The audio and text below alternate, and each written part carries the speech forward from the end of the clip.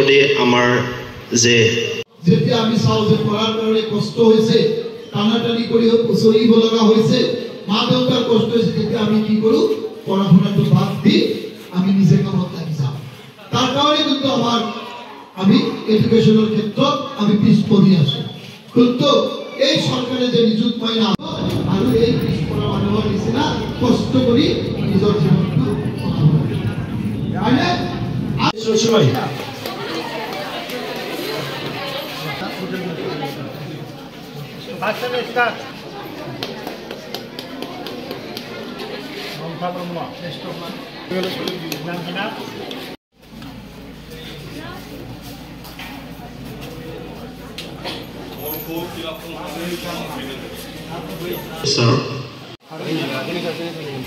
কলে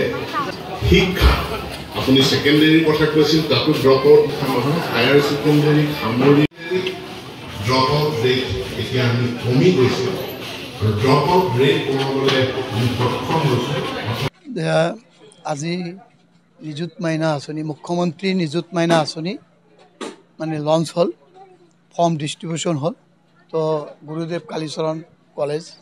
য'ত মোক দায়িত্ব দিছিল জুনিয়া মানে আমাৰ টিপকাইত তো মই আজি প্ৰথমবাৰ আহিছোঁ আহি পেলাই এই কলেজৰ যি পৰিৱেশ যি ধুনীয়া এটা পৰিৱেশ চাই খুব মই ভাল লাগিছে নাম্বাৰ 1 নাম্বাৰ 2 মই ভাবোঁ যে আমাৰ মুখ্যমন্ত্ৰী মহোদয়ৰ যি নিযুত মাইনা আঁচনি এই আঁচনিটো ইমান দিন আমাৰ চৰকাৰে বহুত আঁচনি লঞ্চ কৰিছে কিন্তু এইটো বেষ্ট আঁচনি বুলি ক'ব পাৰোঁ কাৰণ এইখিনি মোৰ প্ৰেক্টিকেল জীৱনত মই ক'ব পাৰোঁ যে নিযুত মাইনা আঁচনিৰ দ্বাৰা আমাৰ ল'ৰা ছোৱালীয়ে সৰু টাইমত ওচৰা ওচৰি কষ্ট কৰি মা দেউতাই পঢ়ায় ক্লাছ 10ৰ পৰা পিছত বহুত আউট হৈ যায় আপুনি চাব যে আমাৰ এডুকেশ্যনৰ হাৰত মেক্সিমাম সব জেগাত সুধিব মেট্ৰিক পাছ এনেকুৱা তো ইয়াৰ দ্বাৰাই যে মাহত 1250 টকাকৈ পাব ফাৰ্ষ্ট ইয়াৰৰ পৰা ডিগ্ৰীলৈকে মাষ্টাৰ ডিগ্ৰীলৈকে তো এইটো মই ভাবোঁ যে আমাৰ এডুকেশ্যনৰ ক্ষেত্ৰত বহুত আগুৱাই লৈ যাব সমাজৰ ক্ষেত্ৰত আমাৰ বহুত লাভৱান হ'ব আৰু মই এই আঁচনিক বেষ্ট আঁচনি বুলি আখ্যা দিছোঁ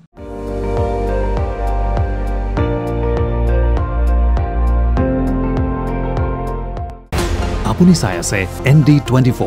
সৰ্বশ্ৰেষ্ঠ নহয় সৰ্বোত্তমৰ দৌৰ